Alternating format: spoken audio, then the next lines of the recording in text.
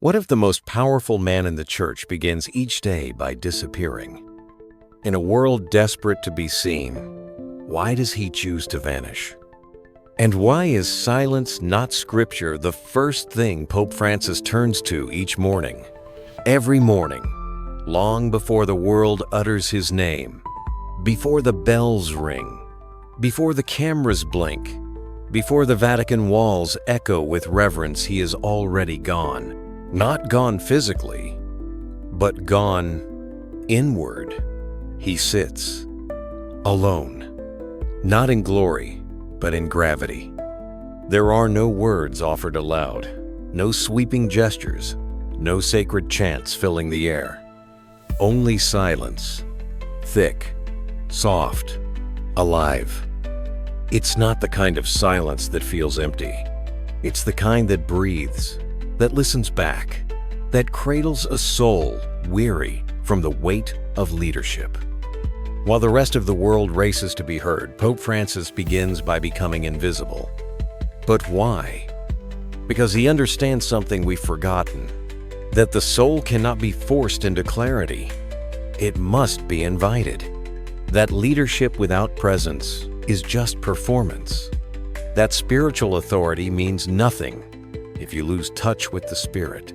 So every morning, before the Vatican stirs, before his name is spoken in reverent tones, before the white robe is draped across his shoulders, he retreats to a sacred space where nothing is expected of him except stillness. A small chapel, modest, dimly lit. Sometimes, a candle flickers in the dark. Sometimes, not even that. There are no assistants, no choir, no liturgy, only the echo of his breath, the silence of God, and the deep remembering of who he is before the world reminds him who they want him to be. This moment, repeated every morning, is not habit. It is survival. It is alignment. It is his quiet return not to position, but to presence, not to role, but to truth. Because before he is Pope, he is soul. And this, perhaps more than anything he says in public, reveals the secret of his strength. As we continue, we'll step further into the ritual that grounds him and ask what it might awaken in us. Coming from the stillness of that sacred room, we begin to understand the silence Pope Francis chooses isn't just about quiet, it's about remembering. He once said, with haunting clarity, "We need to make room in our hearts for silence so we can hear the voice of God." But he wasn't just speaking to the religious, he was speaking to the restless. This was not a call for monks. It was a call for modern souls drowning in sound, starving for space. Because silence doesn't just deepen prayer, it restores perspective. You see, power has a strange effect on the soul. It swells the ego, makes us believe we are the role we wear. Our schedules, our meetings, our to-do lists, they don't just organize us. Over time, they erase us. Even the sacred robes he wears as Pope, symbols of divine responsibility, can become a kind of armor, a costume that hides the person underneath. But silence undresses you, not in shame, but in mercy. It doesn't humiliate, it humanizes. In that first hour of the morning, Pope Francis doesn't prepare to be seen. He prepares to be real.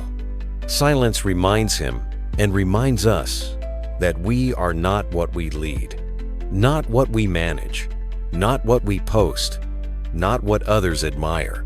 We are what remains when all the applause ends. And this is why he returns to silence every single day. Not to escape the weight of leadership, but to carry it with clarity. Not to be safe, but to be sincere. Not to be holy, but to be human. Because in the end, it is not grandeur that makes a pope sacred, it is groundedness. And as we turn to the next part of his story, we'll discover that this daily ritual of silence is not just a private act. It's a philosophy, a way of walking through the noise of the world without being drowned by it. From that place of clarity, stripped of status, stripped of noise, we come to understand the deeper meaning of his practice. In a culture that worships urgency, where speed is seen as strength and noise is mistaken for truth, silence becomes an act of rebellion. But Pope Francis? He does not rebel with anger. He rebels with gentleness. His protest doesn't come through megaphones or manifestos. It comes in the quiet moments when he chooses not to rush, not to prove, not to perform. His silence is not withdrawal. It is resistance. It is his way of saying, I will not be ruled by noise. It's not weakness. It's war against ego, against endless output, against the machinery that turns souls into brands and people into positions. In his stillness, he is not escaping responsibility, he is returning to it with intention. Because leadership, without listening, is just motion without meaning. It is wandering, guided by fear, not by values. But every morning, before the world has a chance to pull him in a dozen directions, Francis finds his compass. And that compass is not found in the headlines. It is not found in the scroll of a screen. It is found in the hush, in the quiet pause that says, before I speak, I must hear.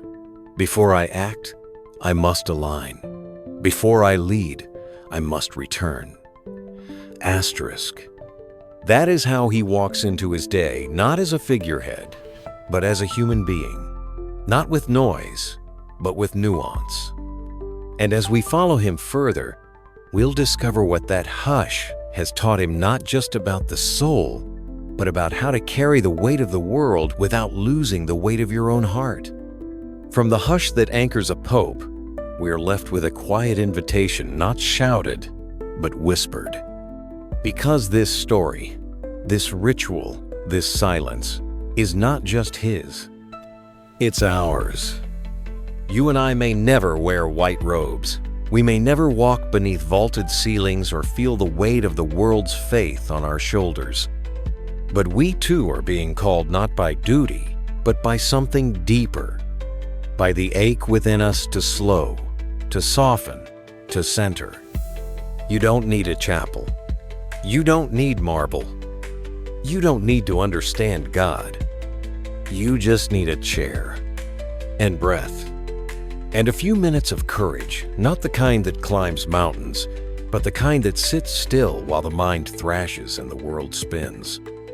Because in that stillness, something ancient returns, a voice you forgot you had, a space inside you that was never lost, just buried. Sit. Close your eyes, not to escape, but to see. Listen, not to what others expect, but to what your soul longs to say. Let silence do what noise never could. Reintroduce you to yourself. And as we close this story, remember it's not really an ending. It's a beginning, a threshold. One quiet breath away from remembering who you've always been. And who, like Francis, you are still becoming. If this story whispered something to your soul, don't rush past it. Leave a comment not to be seen, but to be real. Share this with someone who's drowning in noise. Maybe you're their quiet reminder. Subscribe to Mindful Way Television, where stillness becomes story, and story becomes sanctuary. And next, we'll walk with Pope Francis into one of his most vulnerable nights, a walk through the streets of Rome, and the prayer he never spoke out loud. Until then, stay soft, stay rooted, and keep walking your mindful way.